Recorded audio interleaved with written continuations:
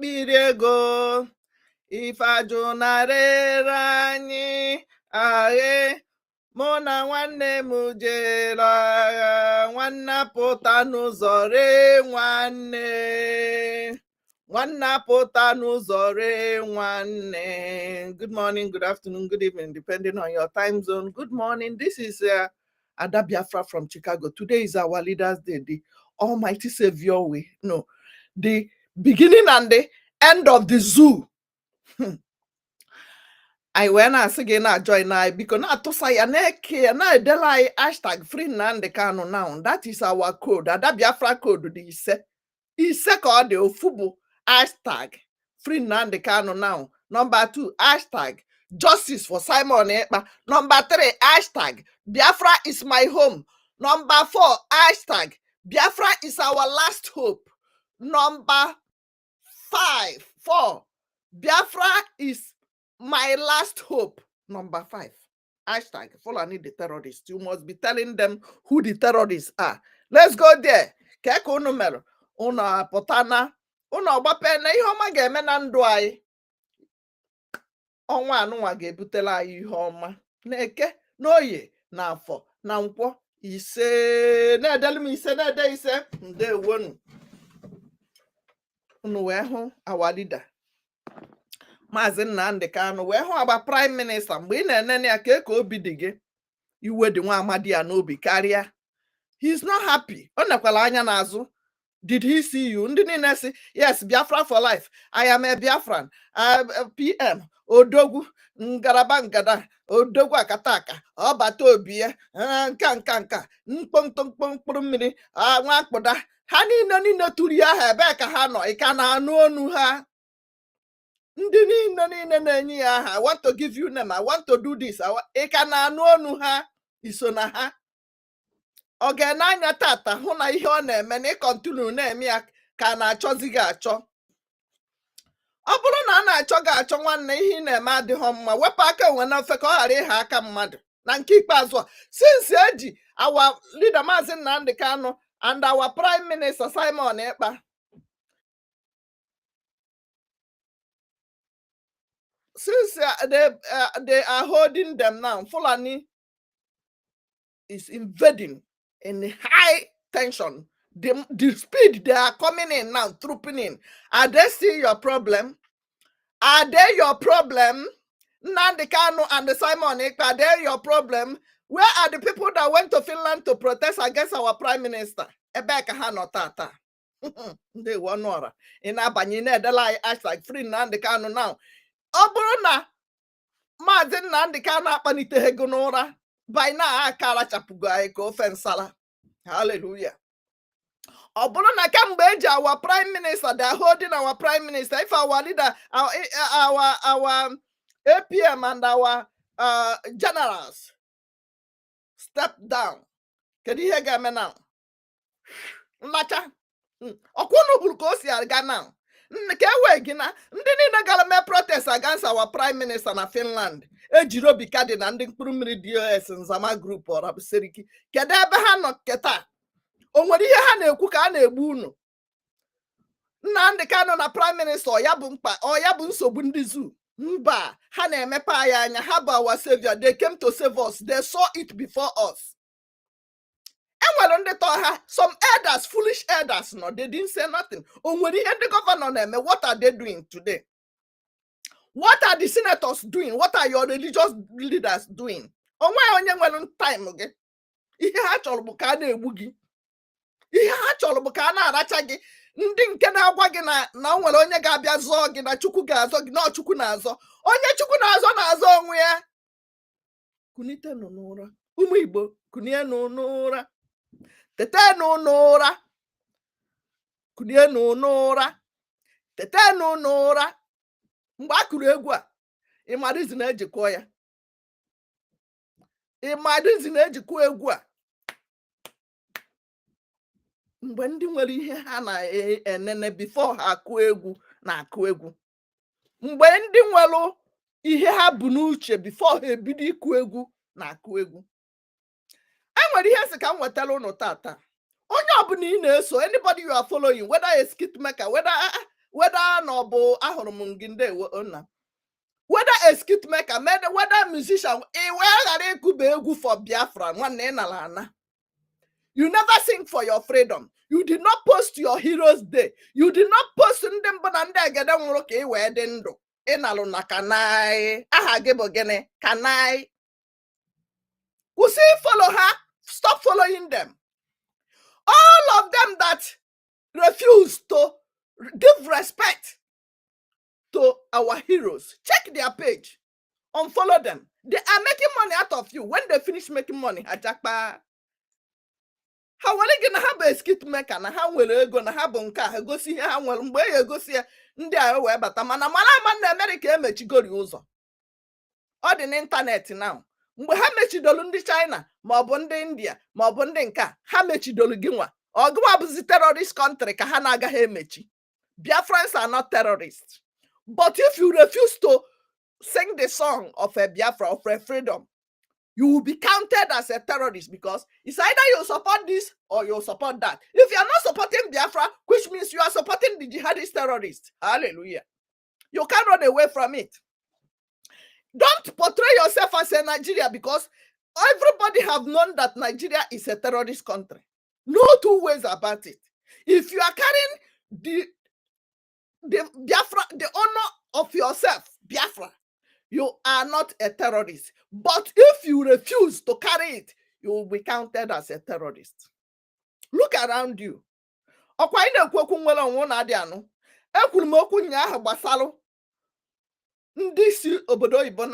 Politicians will be using them to be brutalizing you. Onema ondogwu ego ndị na-agwọ ọgwụ jidegolo omenala ekwo na ime ha si na ndị omenala omenala bụ ndị anyị bụ mana ọ bụghị ụdị nke ndị dibịa anya nzu na ndị dibịa kpanakwụkwụ juru ebe niile na ha niile bụ ihe ji wee kee ụnụ agbụ. Nnwere onwe bụ number one. Freedom is number one before any religion. Freedom is number one. If Traore did not accept 2,000 mosques from Saudi Arabia, he decided to choose freedom against his religion. Onye nwere sense ka ọ bụ. Mana gawa na ụfọdụ na-edelum o nwere anụ ọhịa na-edelum na Ojukwu did not die. They did not die for him. Nnekati ya nsị nwa ọnọkwu ya. Nnene bịa na profile ha ihu onye na-ekwu datin wee ma na ebe ọ nọtere ezigbo aka. Ojukwu did not die for you. No, God debere ha ndụ. Onye bụ God? Mmadụ bụ chi onye. Mmadụ bụ God bụ mụ na gị. Iwe na-eche nke ndị ọcha butere gị maka ebe uche unu na-aga.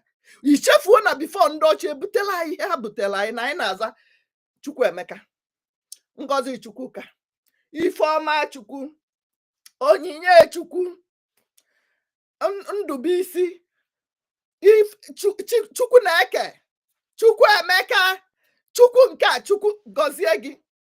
Ihe niile aba aha.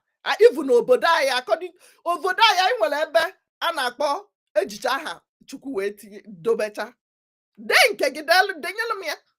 Ihe a bụ ihe anyị bụ before ndị ọcha wee bute ihe niile ha ji bute wee kesasị anyị. Ọ ihe ha tinyere anyị n'isi wee deri. Imagine na enweghị ihe bụ Christianity, na enweghị ihe bụ jihadist religion. Imagine na ewepụrụ these two things. Kedu ihe gara eme? Onye ọbụla na-ebi ndụ ka ụmụnne. We will be living like brothers and sisters. Onye ọbụla ahụ nwanne ya mana ihe ahụ nwanne ya. Onye ojii hụ nwanne ya mana ihe abụ nwanne ya. Onye ọcha hụ nwanne ya mana ihe abụ nwanne ya. Ndị ọcha ewere wee dubatala anyị ya. Ibi gbakọ. Ihe a na-eme dị ndị ọcha ọ na-eme ya. Otu a nsi abụ oge niile eje ndị na n'ime ụka ndị ọcha ọ na-eme ya. Ma mbọsị ụka mụ na onye nwaanyị ihe siri na-agagharị.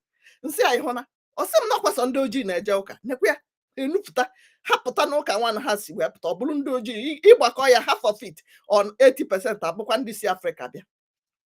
Tetenụ n'ụra na anyị ma Chukwu before ha bịa. Ndị ma Chukwu, well, they know God, but they did what they did to our forefathers. If tears no drop for your eyes when you are watching what they did to our ancestors in the 60s, you tell me, is these people really worshiping God?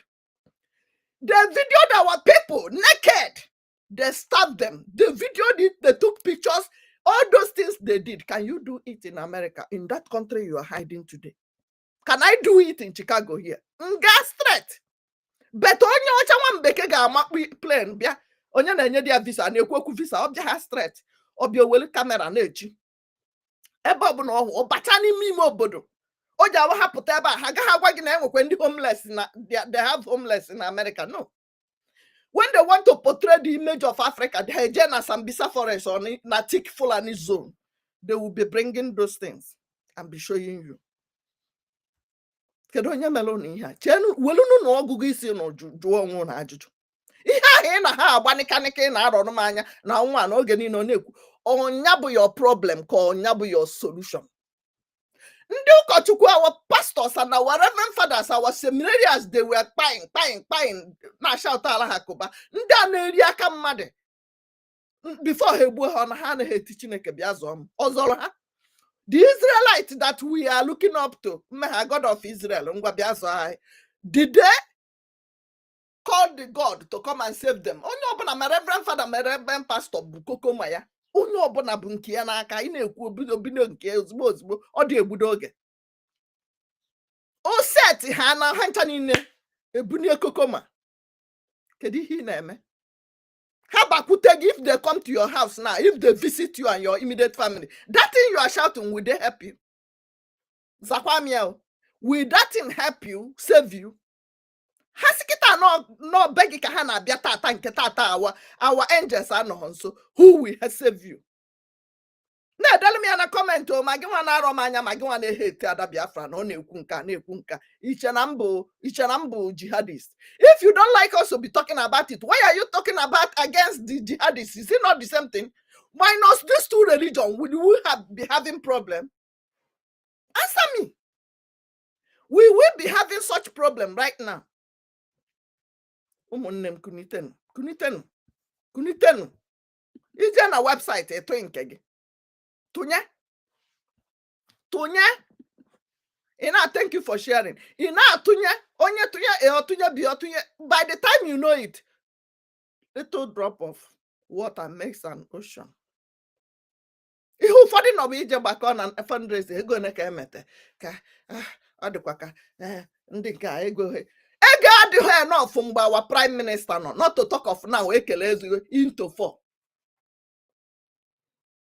Ọra bugworo na ndị ụfọdụ buru ebu. Ụfọdụ bụ ndị kwụ na fence na mkpụrụ mmadụ one few people that are contributing now, because many people withdraw go ka amalogodo nke Nnamdi Kanu again, because when they kidnap our leader Mazi Nnamdi Kanu, many people went into shell. Mana fence ahụ ga-adagbu gị.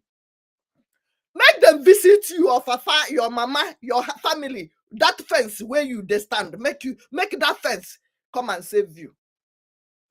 Rome was not built in a day. I never for the Biaga, I got no corner. Makona the boss serious in the first place. O for the Nokita here and table could be terrorente Ubeka Hane post you everywhere. They are posting Obi, but the Obi that opened his mouth and told you that Biafra died in 1950.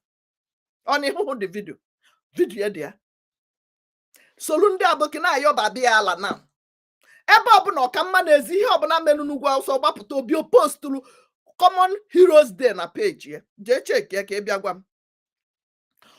Nda hi na follow o post through common rest in peace for nne na nna anyị ha kwudolu n'ụwa ọgụ a wee ruo kịta. Ọ na ha give her up. On the two gbara ọsọ.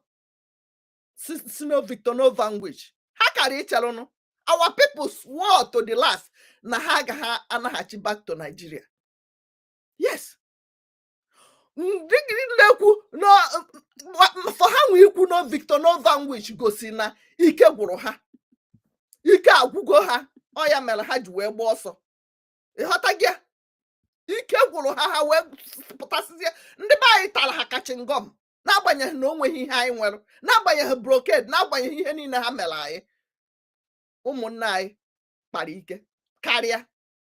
Ụmụnne anyị kpara ike ka odogwu. Kedu ihe ị na-eme taa? Why are you not doing something? Why are you keeping quiet? Iche na this thing a na-agwa gị no ihe ụmụazị achọrọ nke inene ofu ihe na. Inene this thing wee gwa m ihe a ka ị chọrọ ka o mee na your village. Ị gecha nwaanyị a ntị, i wee malụ na Islamization. Many of my new followers and people who know. Hello, everybody, and thank you for joining me. My name is Brigitte Gabrielle, and I wanted to share with you my story. I realized yesterday when I put a post about my background that many of my new followers and people who know me as a political commentator who's always commenting on political events and current events, that a lot of people have no idea about my background and why I am so passionate speaking the way I speak. But let me share with you my background, and you'll understand where this passion comes from, and why this week has been so difficult for me watching what's happening in the Middle East. You see, I was born and raised in Lebanon, which used to be the only majority Christian country in the only majority Christian. Nakwa gente. Kedebe majority Christian today. Biafra land. Nakwa get this woman until you know she aya. Kiwe manu otundi Jihad is ya haga na edeka kerosene. Eba ahụ only Christian country. Ha makpute na edeka kerosene. Gekwa ntị ka enu ihe nwaanyị akwuru. The Middle East. We were open-minded, we were fair, we were tolerant, we were multicultural. We prided ourselves on our multiculturalism. We had open borders. We welcomed everyone into our country because we wanted to share with them the westernization which we had created in the heart of the Middle East. Lebanon became Paris of the Middle East, banking capital of the Middle East. Unfortunately, all that began to change when we accepted a wave of refugees into our country, people who did not share our values, but wanted to use Lebanon as a launching pad to kill the Jews and drive them into the sea. To kill the Jews and do what? Push them into the sea. Remember, thank you. Remember now when they think they will dip their Quran inside the sea. Man, on our land. Thank you for the share. Thank you for that gift. Lebanon was the only country in the Arabic world that accepted the third wave of Palestinian refugees. When they came to our country, they wanted to destroy our country. They ended up destroying our country. My 9/11 happened to me in 1975 when radical Islam... 1975. Her own 9/11. Do you know what it means when he say my 9/11 happened in 1970 what? Yeah, 9/11 bombing of America happened to her in the 70s in Mubeda itself. Nakwa against you, Kineshia ya. Obuhom wa na-ekwu ihe njicha ọkụ unu na-anụ ihe nwaanyị a na-ekwu bụ na otu ha si wee nabatacha ndị a good health mana Biafrans have good heart. Anyị na-anabata ndị ọbịa ọfụma. I will ihapụrụ gị bed self. That is who we are. We can leave our bed for you, give you everything, leave the bedroom for you and sleep in the couch or the parlor. That is who we are. Islamic Palestinians blew up my home, bringing it down, burying me under the rubble wounded. 9/11 happened to me in 1975 when radical Islamic Palestinians blew up my home, bringing it down, burying me under the rubble wounded. I ended up in a hospital for 2.5 months. And as I laid in a hospital bed, hooked up to IVs, I would ask my parents, why did they do this to us? And my parents would tell me, because we are Christians, they consider us infidels and they want to kill us. So I learned since I was a 10-year-old little girl that I am wanted dead simply because I was born into the Christian faith and lived in a Christian town. We ended up leaving the hospital and coming back home, but my home was no longer the home I left. I ended up living in a... Her home was not Makandi Nejaro skyscraper. You are building skyscraper. Those things in Sabata, you will not have anything. That home you left, you will not see it again. When we are saying it, go and support your angels to defend your territory. In general,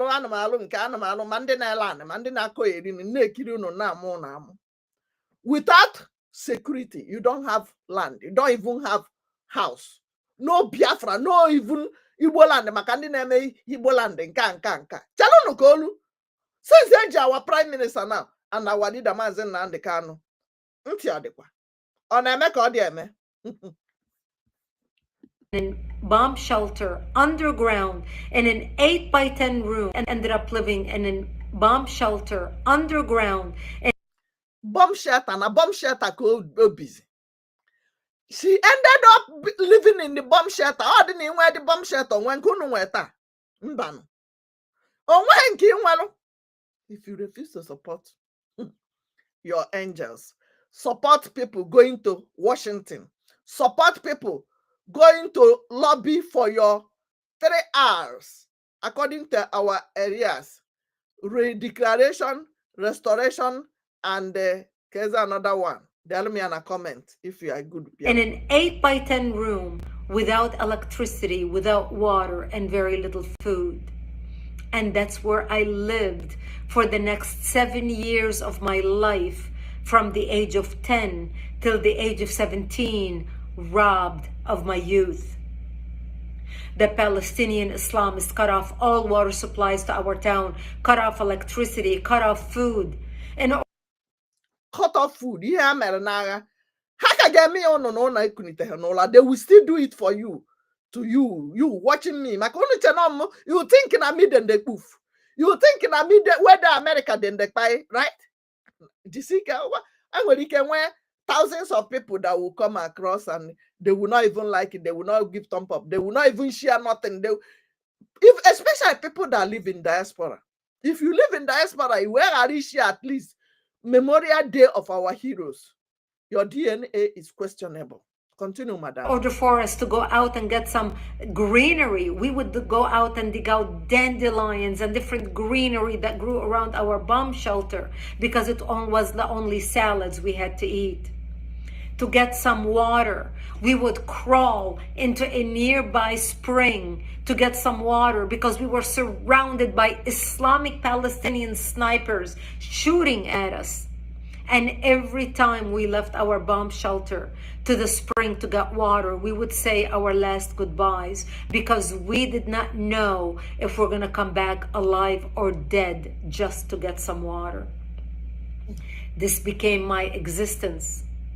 I remember a few years into the war, in the beginning we thought it's going to be a couple weeks, and then everybody's going to see the massacres that the Palestinians are doing to the Christians in Lebanon, how they put their heads together with the Muslims in Lebanon and declare jihad on the Christians, the massacres of children, the slaughter, even the crucifixion of Christian men on crosses. One of the famous city massacres was in the city of Damour in Lebanon, where they massacred the whole town. This barbarism, this Palestinian barbarism, is not new. It's not new. My Enoria, did you hear it? Not be today these people start. Not be today these jihadist terrorists start. America witnessed their own in 9/11. But Biafrans have been witnessing it since. This woman said her on 9/11 happened to her in 1975. How many of you were born then? Amugogi. Jejuan nagi ha honaya. Jejuan nagi. Iche na ndi bulu your forefathers ga hapụ gị. Ndị na-eri anụ gị, anụ ụmụnna gị, na-ata ya na public ga hapụ gị. The people that are eating whatever they cut from your brothers and sisters, when they see you, they will leave you. You are playing in the express. Listen to this. Father would say, all the Christian nations are going to wake up and see what's happening to Lebanon, to the Christians, and they're going to come save us. But nobody came, and the world forgot about us. How many people have come to rescue you now? America, they're not seeing that hand that the Fulani are eating in the public in Facebook. That leg of our people they are eating in the public. If no Igbo hand they see, then they chop in the public. Would they not say anything? The Westerners, the Europeans, all of them, are they not seeing that video? Are you telling me they don't see it? Who is going to rescue you? The woman said nobody rescued them. Nobody come to help you. And nobody will ever come to help you. Now you go help yourself. Now you go liberate yourself. You must do it by yourself. Freedom is free do by me. That is the meaning of freedom. The M at the end means me. That is you. If you are waiting for them to package one neighbor and here, nobody is giving you freedom. Freedom is not given, it is taken. Continue, ma'am. I remember 3 years after living in the bomb shelter, I was 13 years old, and one of our militia, one of our Christian friends stopped by, and he said to me, Brigitte, we heard a lot of chatter on the radio, and we believe tonight we are going to be slaughtered. And he said, if I don't see you tomorrow, I wish you a merciful death. They will keep letter telling you that they will come. Nothing, no politician will do anything. No governor will do anything. No America will hear it. They will not do anything. The Westerners will hear it. Nobody will talk about it. Nobody will do anything. If not your angels that will be on guard, that will be waiting, that will be protecting you, that will be doing all manner of things to make sure that you are safe. They will still come and brutalize you. That's the same thing that happened to this woman. And he left. And I remember at the age of 13, dressing in my Sunday best, my Easter dress, because I wanted to look pretty, because I knew that when they come to slaughter me, there would be no one to bury me. And I wanted to look pretty when I'm dead. And I remember my mother combing my long black hair as I sobbed, begging her, I don't want to die. I'm only 13 years old. Please do something. I don't want to die. And there was nothing my mother could say to me. I remember when my daughter was sick. Mama, your mommy, I don't want to die. I cannot help. The government was not helping. Nobody was helping. Na newspaper, na TVC. No help came until she died. How many of you can withstand such things? Can the memory erase from your head? Never. No forgiveness. That's why when I say no forgiveness, you know, imagine in the same way she's now saying it.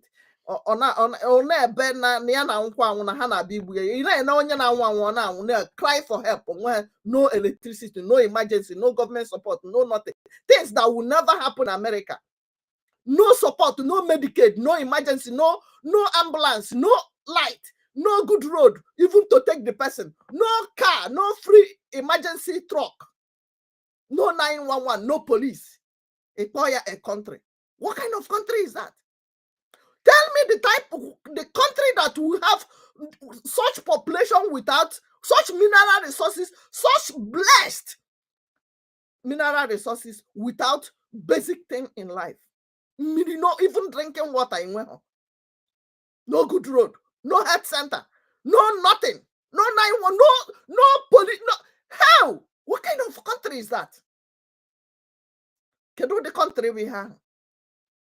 What kind of country is that? Nana John Makana, some hate him. You know, think that Ada Biafra from Chicago is your problem. You don't want to live like human, but in like America, you want to go to America. You don't know that people fought for it. People fought for Canada. People fought for all the countries you want to jackpot today. For the Hannah Chase Cloud, and when visa to give for this country, for no visa again. America have banned everybody. Even Hannah Choka has a chop say one ever. When you watch what they are posting, Emana, even you are involved. It's not source under head about no student visa, no nothing. Actually, hate Pachibeha like this. Actually, Kahasi choose say I say. Hannah Choya by all means. So, Onyabana, you bruku cheye na now. I have slot. I have people giving you visa. I know one person. I know the other one. Tell them that their village people need it more than them. The cousins or their cousins, are they happy to be in that kind of dungeon? Their relative will have Pochago. Now, have such questions in their platforms. How will you give you millions under your comment, under your share, under your like? Or obeloge here ka ono si ofu nnukwu obodo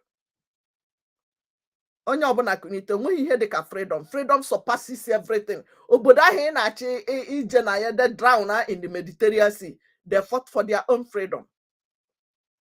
They fought.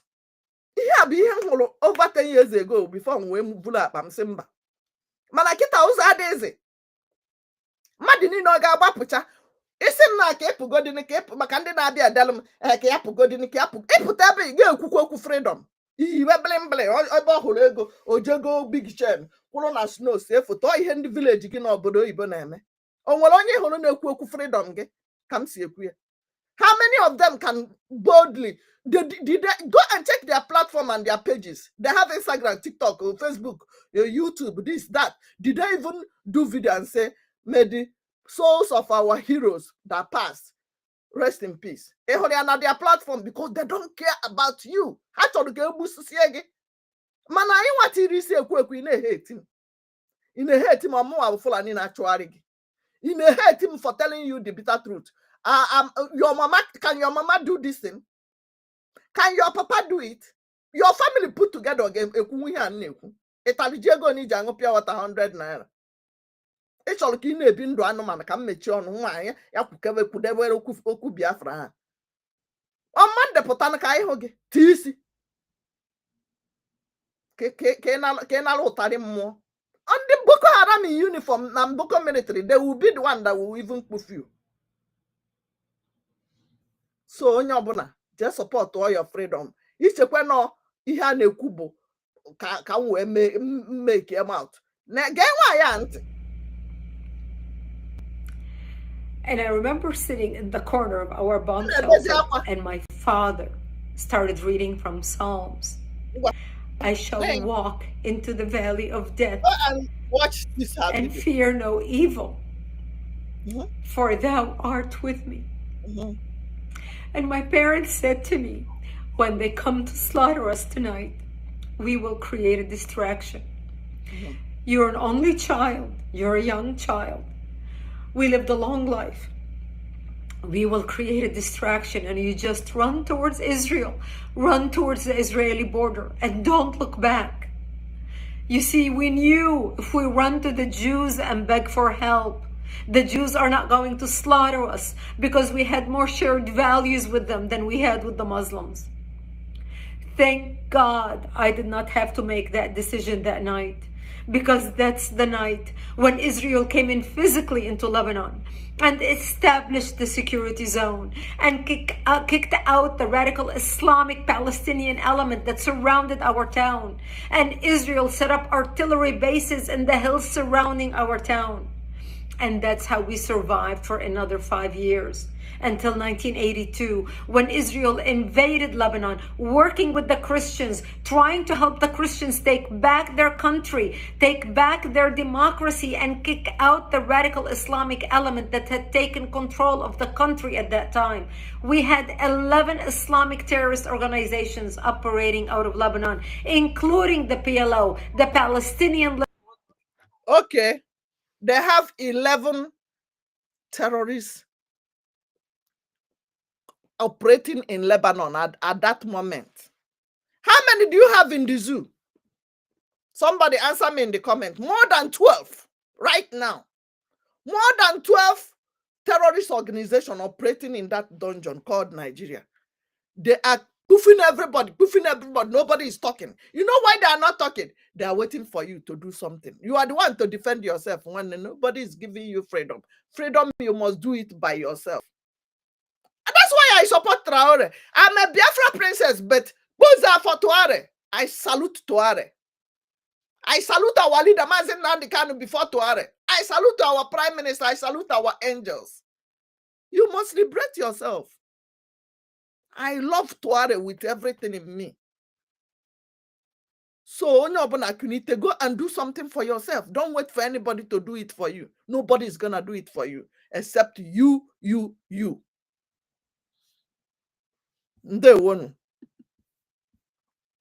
So, go and listen to this. Go and listen to this. Yes, the 3 hours. We have to do the 3 hours. Redeclaration, recognition, and again, so onye ọbụla go and learn it. Nke mmụta ka m ga-ekwu, ana m eje hospital appointment. Please share it. Write hashtag free Nnamdi Kanu now. Our leaders' day is today. Oboho your day. Oboho my day. Oboho. Everybody, I will bring the people in Twitter and Twitter space right now. Let me see if they are coming. They are there already.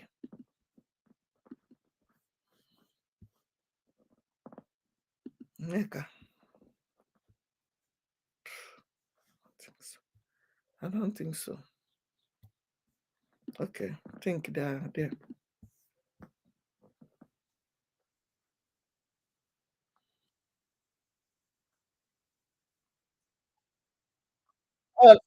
Let me stop this one and start. You guys, do you want me to stop this and or you want me to join the other one? Answer me. This is 30 minutes. Let me stop this one so that many people will share it. Hashtag free Nnamdi Kanu now. Hashtag justice for our pride. Hashtag Biafra is my home. I don't know about hashtag Biafra is our last hope.